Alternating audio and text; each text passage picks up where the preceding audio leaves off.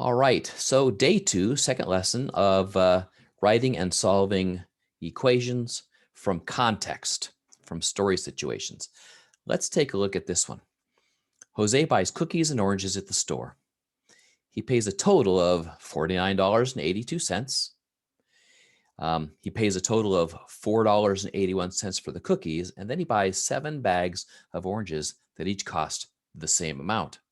Write and solve an equation which can be used to determine X, how much each bag of oranges costs. So, all right, well, the nice thing about these is they tell you right away what it is you're looking for.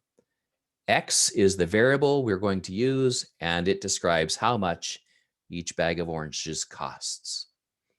So the cool thing about this problem is it follows how I solve right equations exactly step by step. So in this case, number one, I'm looking for the total of 49.82. So I'm going to write that down right there and put my equal sign. Then the next thing we want to look for, number two, is what's something that's a constant here that isn't going to change no matter how many bags of oranges are bought, but it's part of the money that is spent. Well, in this case, $4.81 for the cookies. So that has absolutely nothing to do with the cost of the bag of oranges, but it is part of what was bought. And then we're going to add to that the third step, step number 3, is the coefficient and variable.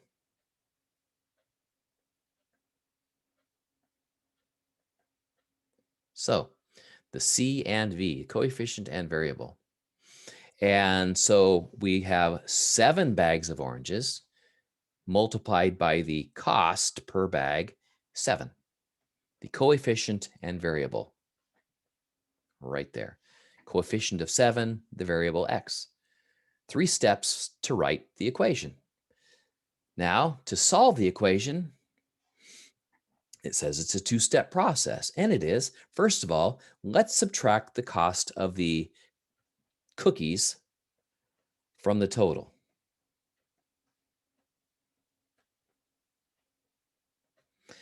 So it cancels it out on this side of the equation. So we get 7x over here. And what is 49.82 minus 4.81? Well, let's see, 49.82 minus $4.81. And that looks like 45.01. All right. So now we know that 7 bags of oranges cost 45.01. To find out the cost of 1 bag of oranges, we just divide by 7. That 7 and that 7 cancel each other out, and that would leave us with X equaling 45.01 divided by 7 is $6.43. That's the cost of 1 bag. Now, if we want to make sure that that's the correct answer, all we have to do is take 643 and put it back into our equation for X right here. 7 times 643 is 45.01 plus the 4.81 for the cookies is 49.82, and it all checks out. So everything checks out. Everybody's happy. All right. Now, it's really great that this one gave us basically those steps in step-by-step process, but they don't always, right? It doesn't always work that way. Let's check the next one. It's about a soccer team. Members of a soccer team raised $1,946.50 to go to a tournament. They rented a bus for $974.50 and budgeted $60.75 per player for meals. Write and solve an equation which can be used to determine P, the number of players the team can bring to the tournament. All right. So here we've got our stuff. First of all, we've got our variable, right? We know that. But let's step by step, right? So number one, Number one, what's our total? $1,946.50. That's the amount of money that they raised. Okay. 1,946.50 equals, and then that's number one. Number two, let's look for the constant, the thing that doesn't change no matter what happens to the variable. And in this case, the constant happens to be a bus for 974.50. 974.50.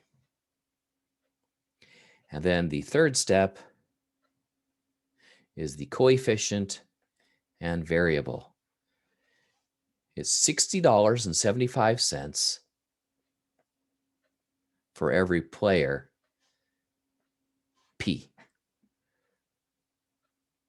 3 steps to write an equation from context. Find the total, find the constant, and put together the coefficient and variable the way that it should be. Remember, we're only solving for one variable here. All right, now to solve this one, all we have to do is, first of all, we're going to subtract the cost of that bus from both sides of the equation.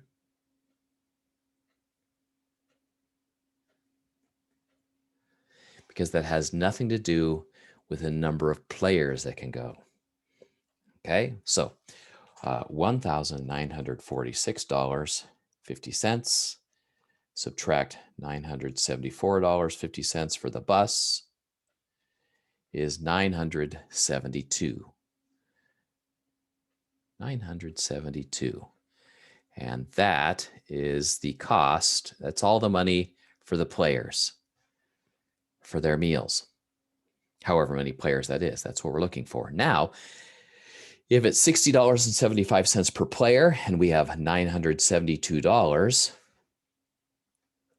we would divide that by 60/75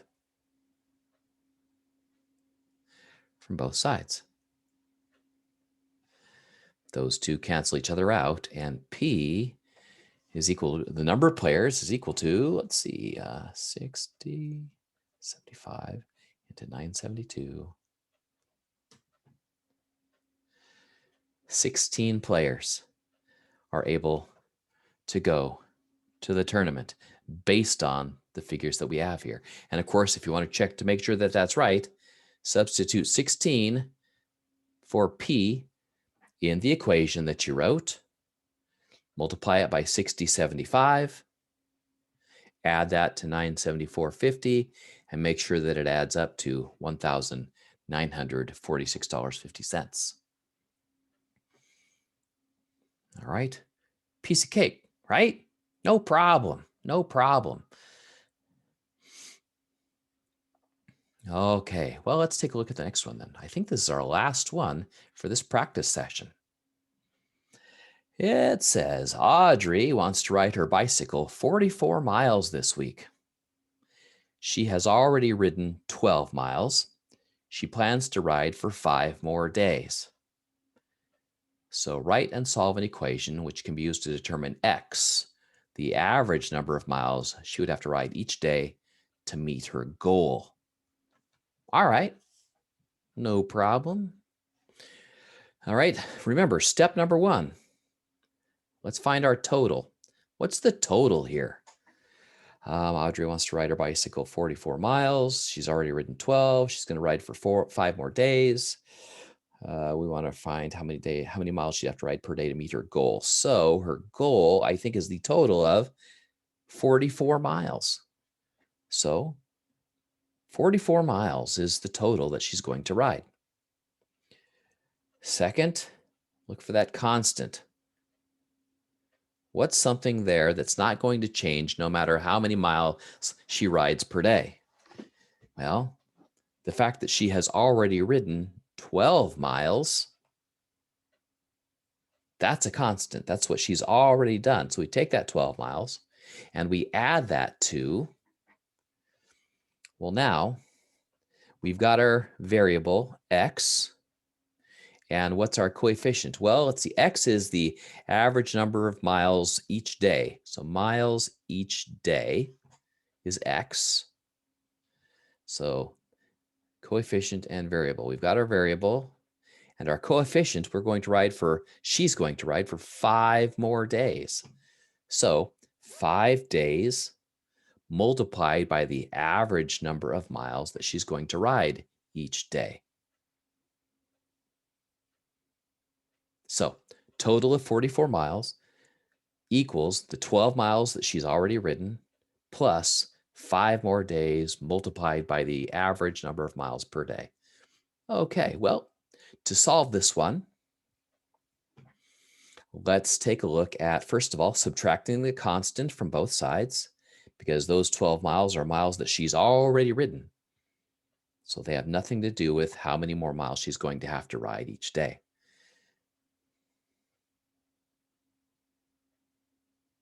So 32 miles left to go and 5 days to do it in. So then we divide both sides of our equation by 5 because we're trying to find out the number of miles she can ride in one day, not 5. So 32 divided by 5. Let's see, 32 divided by 5.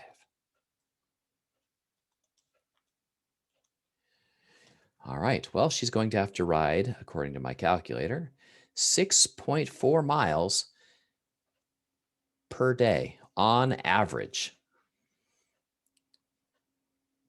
So X equals 6.4 miles per day.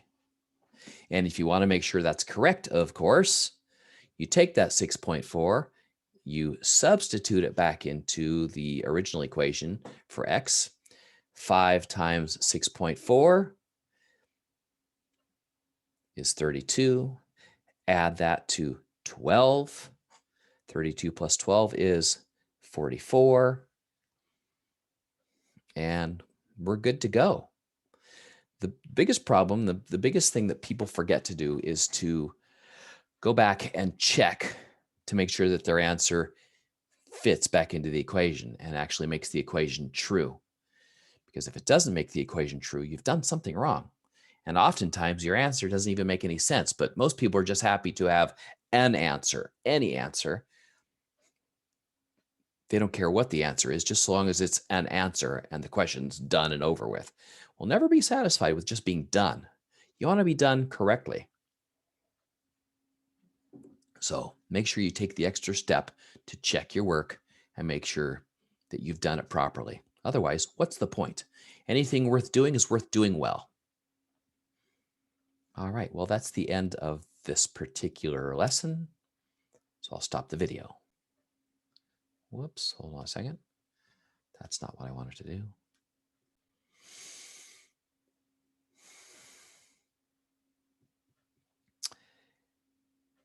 Oh, I know. Sorry about that. I'll have to edit my video.